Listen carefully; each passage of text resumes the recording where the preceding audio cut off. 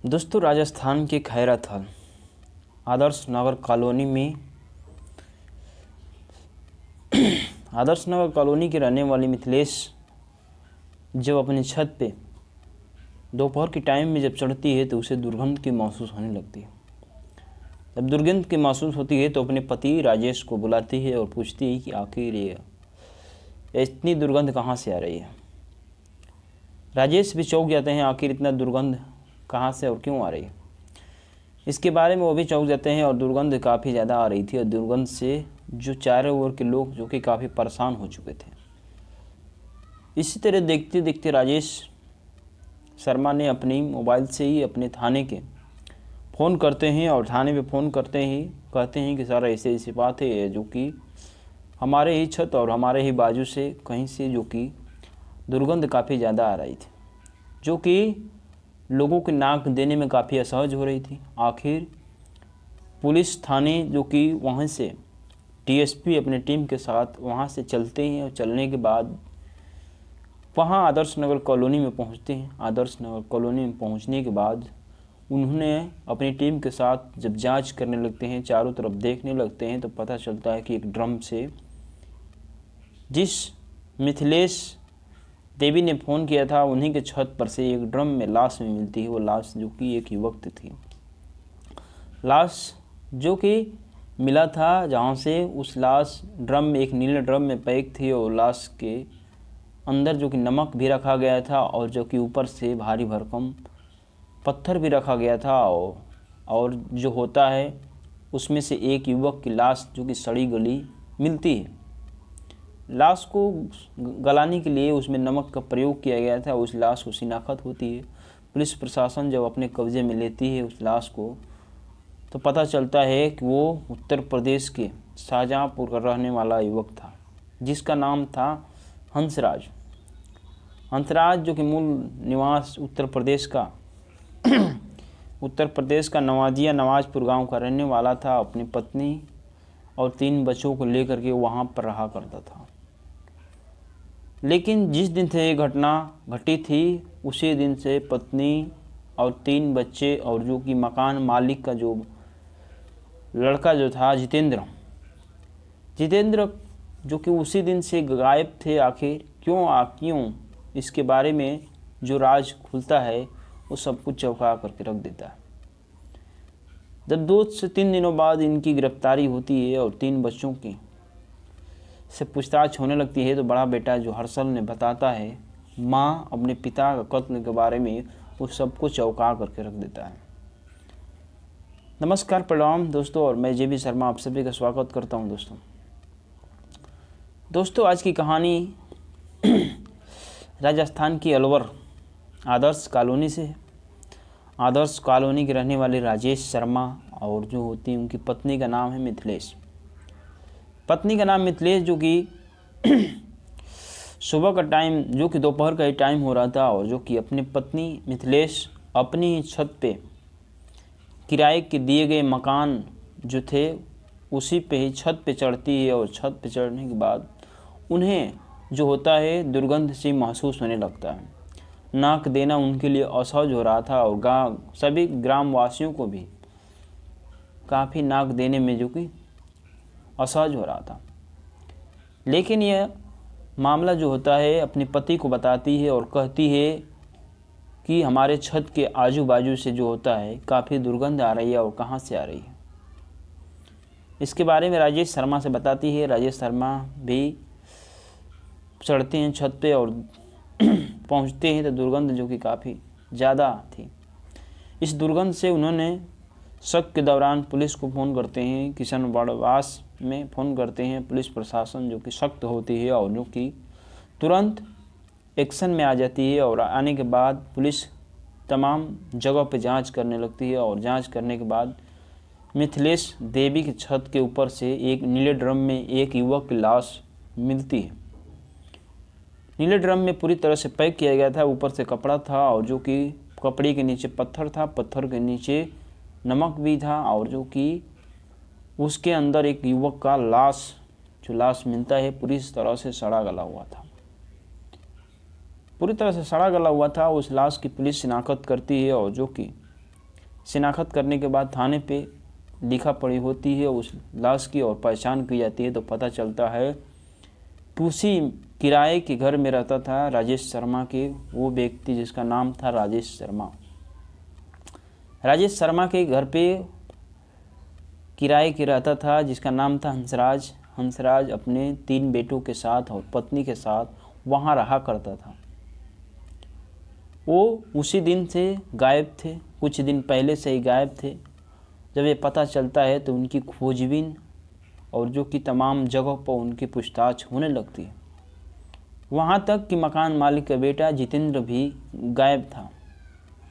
जब चारों तरफ पूछताछ होती है, इन मामले के संदिग्ध लेकर के सोशल मीडिया पर काफ़ी जगह पर वायरल हो जाता है और ये खबर हंसराज के घर पे जो कि शाहजहाँपुर उत्तर प्रदेश पहुंच जाता है। इस खबर को पहुंचते ही पिता जो कि शोक में डूब जाते हैं, अपनी आंख से आंसू गिराने लगते हैं। बेटे की मौत की खबर जब घर पे पहुंचता है तो घर पे कोहराम मच जाता है और जो कि इधर जो होती है हंसराज के पिता और माँ रोते बिलखते किसी तरह जो कि राजस्थान के लिए रवाना होते हैं। इधर जो होती है पत्नी भी गायब थी और जो कि मकान मालिक के बेटा राजेश के बेटा जो होता है जितेंद्र भी गायब था। उन दोनों की पूछताछ जगह जगह पुलिस पूछताछ टीमें बनाती है और टीम बनाने के बाद उन दोनों को गिरफ्तार करती है। किशनबाड़ एक जगह पड़ता है, उसी भट्टे से इन दोनों को पति और उसकी हंसराज की पत्नी को और 3 बच्चों को और साथ में जो जितेंद्र था उन सभी लोगों को गिरफ्तार करती है। गिरफ्तार करने के बाद उन लोगों से पूछताछ होता है तो उन लोगों ने कुछ बहकाने की कोशिश करते हैं, लेकिन उसमें जो बड़ा बेटा हंसराज का था 10 साल का मासूम, उस कत्ल का राज खुलता है तो सबको हैरान करके रख देता है। दोस्तों बताता है कि 15 अगस्त की रात, आधी रात को दिन था, सभी लोगों ने माँ और पिता और जो अंकल जो थे जितेंद्र, सभी लोगों ने दारू का पार्टी करते हैं। दारू का पार्टी तीनों लोग करते हैं और तीनों लोग उस दिन माँ जो होती है हंसराज की पत्नी जो होती है 2 पैक लगाती है और जो इसमें हंसराज भी दारू पीता है और जो कि काफ़ी दारू पीता है और जो कि जितेंद्र होते हैं वो भी दारू पीता है। 3 लोगों ने दारू पीते हैं। उस रात जो मामला होता है हंसराज अपनी पत्नी को उसी रात मारने पीटने लगता है। इस बीच में जो होता है जितेंद्र होता है, जितेंद्र उस पत्नी और पति के बीच झगड़ों को जो कि समझाता बुझाता है, छुड़ाता है। जब छुड़ाता है दोस्तों उस समय जो होता है सुनीता जो होती है, सुनीता अपनी बच्चों को उस समय सुला देती है और बोल देती है कि आप लोग जाओ आराम से सो। लेकिन धीरे धीरे सुबह हो जाता है दोस्तों। सुबह होने के बाद जब बेटा देखता है कि पिता की शव जो कि बेड पे पड़ा हुआ था, उस मासूम हर्षल ने पूछता है माँ से, माँ पिता की लाश, पिता जो कि बेड पे किस तरह पड़े हुए हैं, आखिर क्या हुआ है इनको। तो वो सुनीता कहती है अपने बेटे से, कहती है कि पिता तुम्हारा मर चुके हैं, पिता मर चुके हैं, जो हम लोग को रात में मार रहे थे, मारने की वजह से इनकी जो कि मौत हो गई, हम लोगों ने इन्हें मार दिया, अब जो कि वो हमारे दुनिया में ये जो कि नहीं रहे। ऐसी बात जब हर्षल सुनता है, हर्षल भी गम में डूब जाता है। हर्षल के सामने ये सब बातें हकीकत जो हो रही थी, हर्षल के सामने उसे क्या किया जाता है कि ऊपर एक ड्रम छत पे रखा हुआ था, पानी से भरा रखा हुआ था।